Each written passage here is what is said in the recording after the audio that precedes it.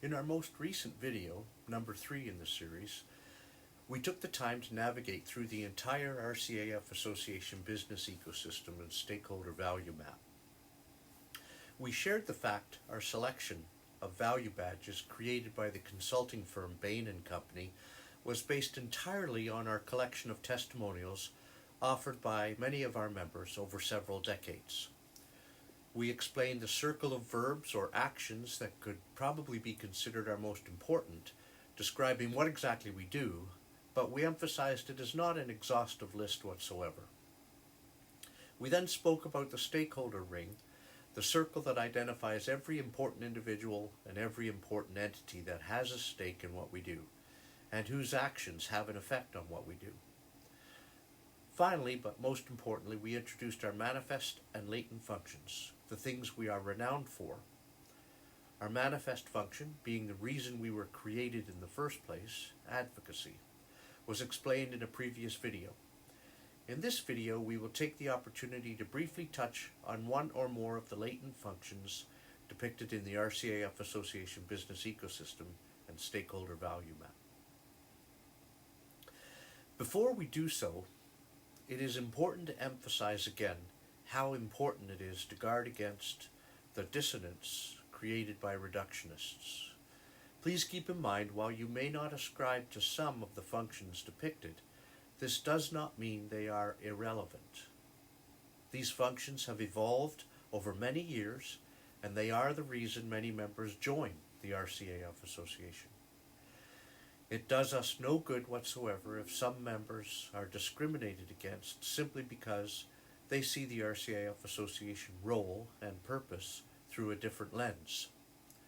Our aim in these governance and orientation sessions is to introduce everyone to the entire family of membership from which we benefit. If we can rid ourselves of the harmful and unnecessary dissonance, then we are more likely to succeed at efforts to align the organization. Only when alignment is possible can we set new strategic goals for our organization. If we cannot manage such important steps, we are an organization without a purpose nor a direction. So, what do we do? There are several different sets of mission-oriented statements that have been shared since the inception of the RCAF Association. The latest may be Heritage Youth Advocacy. Nevertheless, they can all be distilled down to our most basic goal to do those things that help make Canada's Air Force thrive, which includes efforts that help sustain and uphold a domestic aerospace industry and to help all the men and women, past, present, and future, who serve in Canada's Air Force in any way we can. These basic objectives advocate for a single cause: strength, relevance, and gratitude in and for our country's aerospace force. Among the many mission-focused statements offered over time is the claim the RCAF Association seeks to maintain unity of purpose among serving and former participants in Canadian aviation, military, or civilian.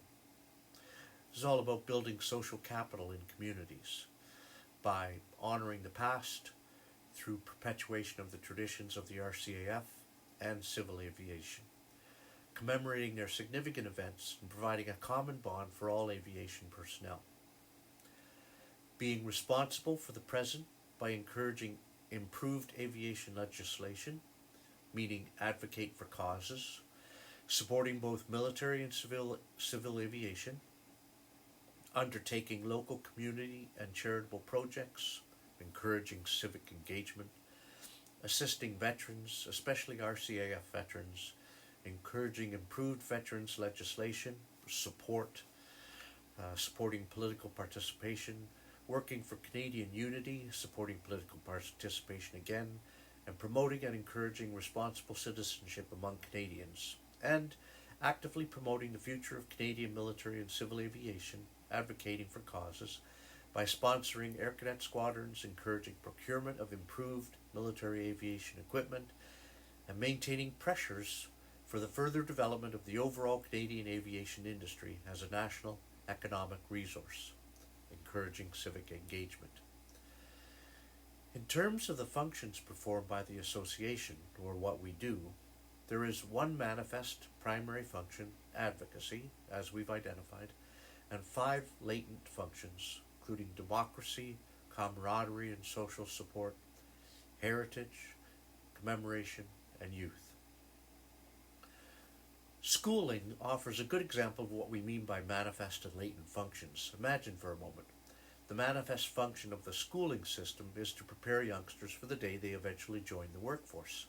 Meanwhile, a latent function of the school system, those which we may not prefer to divulge, includes keeping ill-prepared individuals from joining the workforce before they are ready, and also helping to babysit or watch over youngsters while their parents both participate in the workforce. Let's talk about our manifest function.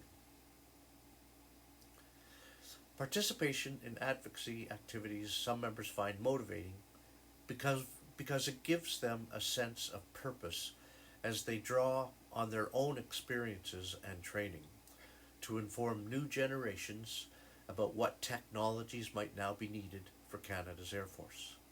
Please remember, the Government of Canada decided to create the RCAF Association in 1948, choosing to fund the organization $15,000 per year, which in today's economy would be equivalent to more than $186,000. Obviously, they were very serious about what the RCAF Association could do in the months and years following the end of the Second World War. The parliamentarians of the day acknowledged they were much less equipped to decide on procurement matters where the defence of Canada was concerned. And they admitted people in the best position to advise them were Canadians themselves, especially those recently demobilized following the end of hostilities.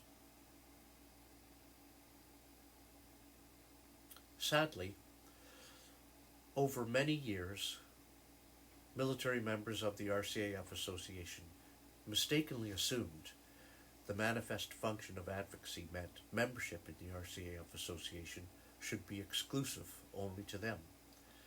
This was dead wrong, since the government of the day explicitly said the ability to help parliamentarians decide on these important matters of defence would be enabled and enhanced only with input from all Canadians, informed Canadians.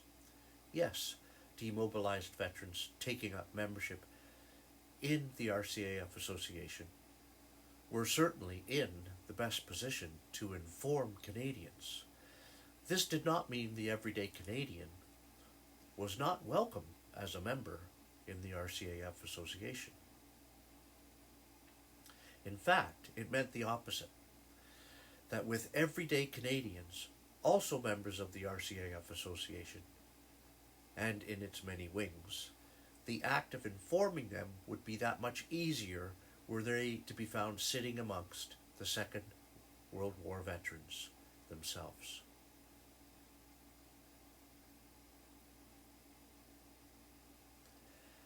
This membership misunderstanding has created a great deal of dissonance in the RCAF Association over many decades. So much so that it led to the creation of the associate member category, something that has been managed terribly ever since it was introduced in 1968-1969. In our next video presentation, we will move beyond advocacy to talk about our latent functions of democracy, camaraderie, youth, heritage, and commemoration.